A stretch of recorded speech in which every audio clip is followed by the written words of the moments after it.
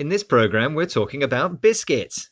Biscuits? Ha! A subject very close to my heart. Something important to me and that interests me. I know, Rob. You are a biscuit connoisseur after all.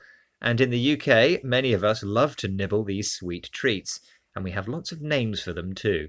Yes, we have the chocolate digestive, the Garibaldi, the custard cream and the jammy dodger. Oh, it's making my mouth water. I can see. But we're not going to be tucking into any biscuits today. Instead, we'll be looking at the origins and the language of this humble snack. And before we do that, Rob, let's test your knowledge of biscuits with a question. The British aren't the only fans of biscuits, so in which country are barazeks traditionally eaten? Is it in A, Syria, B, Morocco, or C, Spain? Well, I've not eaten one, but I'll have a guess at Syria. OK, I'll reveal the right answer later on. But now, let's talk more about biscuits, also sometimes known as cookies. They come in all shapes, sizes and varieties. They can be sweet or savoury, but I prefer the sweet ones that are crisp, crunchy and are good for dunking in my tea. Dunking means dipping into a liquid for a short period of time. But enough about your eating habits, Rob. Let's find out how the biscuit got its name. It's something the BBC Radio 4 programme Word of Mouth has been exploring. Dr. Laura Wright, a historical linguist from the University of Cambridge, explains its origins. From Latin bis coctum, twice cooked, and it comes to us via Anglo-Norman French, but it's bread that's been cooked twice to extract all the moisture so that it goes hard and it'll stay fit for consumption for a long time, which is why you can take it to sea and have a sea biscuit. And from the 1500s at least, we spelt it like it sounds, B-I-S-K-E-T. But at some point in the 1800s, we started to prefer the French spelling for reasons of ponciness. So the English word for biscuits has its origins in Latin. It describes cooking bread twice to make it hard. This baking process meant a biscuit could be kept for a long time. And as Dr. Wright said, it would stay fit for consumption, another way of saying edible, or able to be eaten. That's why they were taken on long sea voyages. But they weren't like the biscuits we eat now. They were plain, simple and very hard baked. Interestingly, the word biscuit used to be spelt B-I-S-K-E-T,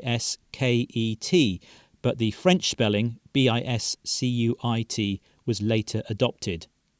Biscuits are a handy go-to snack for when I'm hungry or bored. But how did biscuits become such a popular foodstuff, and how did we come to depend on them so much? It's something Anastasia Edwards, author of Biscuits and Cookies, A Global History, talked about in the Word of Mouth programme. Listen to the word she uses to mean food in her explanation. One key fact in the rise of the popularity of the biscuit is meal times. Before the Industrial Revolution, people have a later breakfast and an earlier supper. By the end of the Industrial Revolution, breakfast is much earlier, the evening meal is much later. So you've got this big gap of time where people need sustenance. And so lunch comes to greater prominence and tea time comes to greater prominence and snacking. So there's this great opportunity for really biscuits, something small, something ready, something easily consumable, not expensive, a bit of a sugar rush. Right, so it was the Industrial Revolution that led to the rise, that's the increase, in the popularity of biscuits. Because the time between breakfast and dinner in the evening increased, people got hungry and they needed food to give them energy, what Anastasia called sustenance.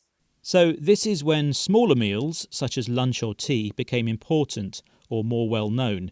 It had greater prominence. And this included snacking on biscuits.